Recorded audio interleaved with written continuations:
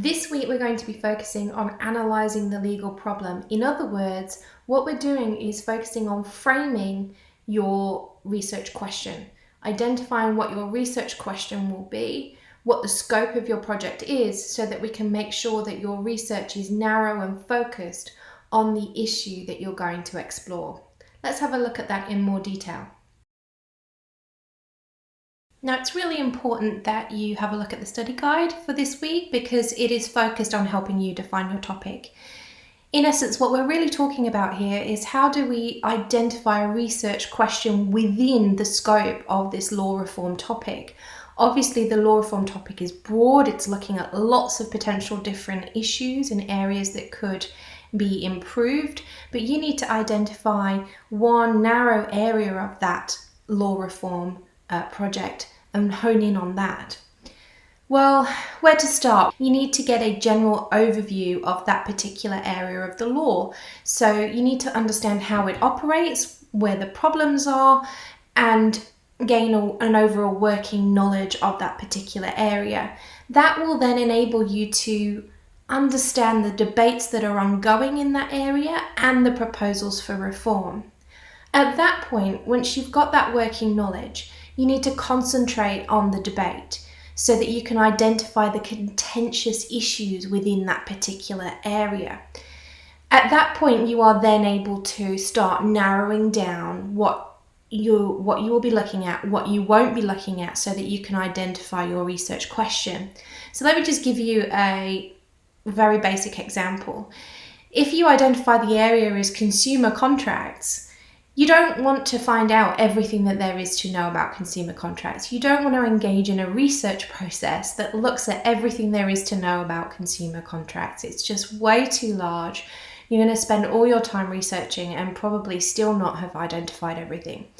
Now, nor do you want to find out everything you need to know about consumers who contract with businesses online, because again, it's still too broad, okay? Think of all the scenarios in which consumers contract every day online, from your iTunes accounts and Google Play accounts, through to Spotify, through to buying things on eBay, buying things through sales carts, or signing up to subscriptions. The scope of that is huge and it's still too broad. So you need to narrow it down and focus on a problematic area within the consumer business online sale field. So there you might start to concentrate on standard terms and conditions that we have to tick and buy the product, or not tick and not be able to buy the product.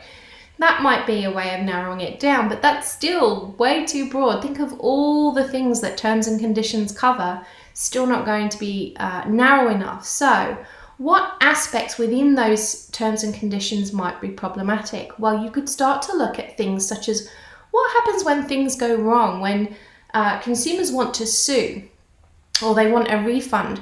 What about when they want to sue? What happens if there's a jurisdiction clause in that consumer contract that says that they have to sue where the defendant is based? Well, what happens if the consumer is in Queensland and the defendant is based in WA? So maybe that one very small term and condition, maybe that could be the area of focus. That's the kind of precision that we're talking about here.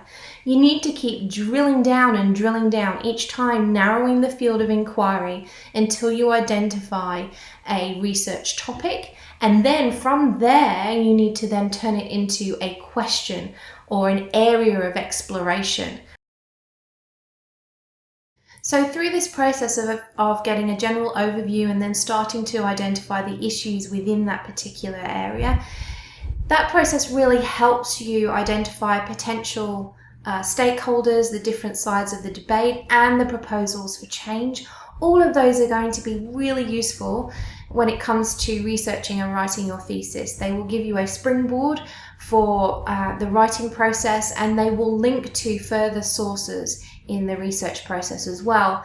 So it's not wasted time, and it does mean that you're starting already to gather evidence that may support your arguments later on. Note that an important part of finding your research question is actually identifying what you're leaving out, what you won't cover. So if we're looking at civil surveillance, we may decide that we're going to not look at drones, the use of drones, but we are going to focus on facial recognition software.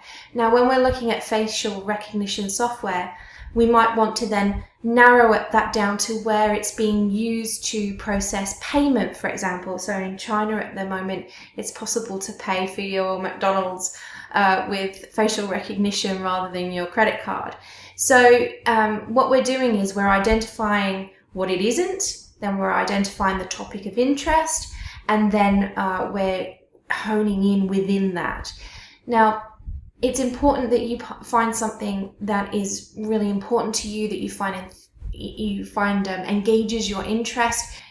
Please make sure that you're really thinking strategically here about what topic's really going to interest you, what do you want to find out more about, and really look at the different sides of the debate concerning that particular topic. So once you have obtained your general overview of the area, identified the contentious issues, worked out which issue you'd like to focus on, you still have to narrow it down to a research question. Now, don't panic if you're not able to do that just yet. Just try and narrow the scope of your project down as much as possible, and hopefully the question will occur to you after you've engaged in more reading, because through the reading process you'll identify some of the questions that are arising out of that particular area, and you can then start to focus on the one that appeals the most to you. One of the things that you can do to help you identify your research question is to have a look at the list of questions in the study guide for this week. You can use those as a springboard for identifying an area of focus or a particular angle on the topic of interest. Note, though, that you really need to avoid what's known as the show and tell, which is really just presenting everything that others have said about that particular topic. Sometimes it can be just one-sided, sometimes it can actually look at both sides of the debate, but not actually engage in any analysis of that at all.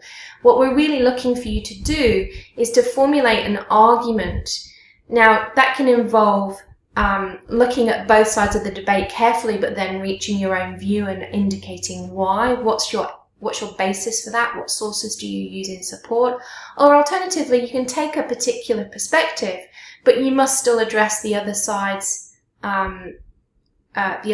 comments and rebut those with well-reasoned logical analysis. So remember that you must engage in analysis as part of the project.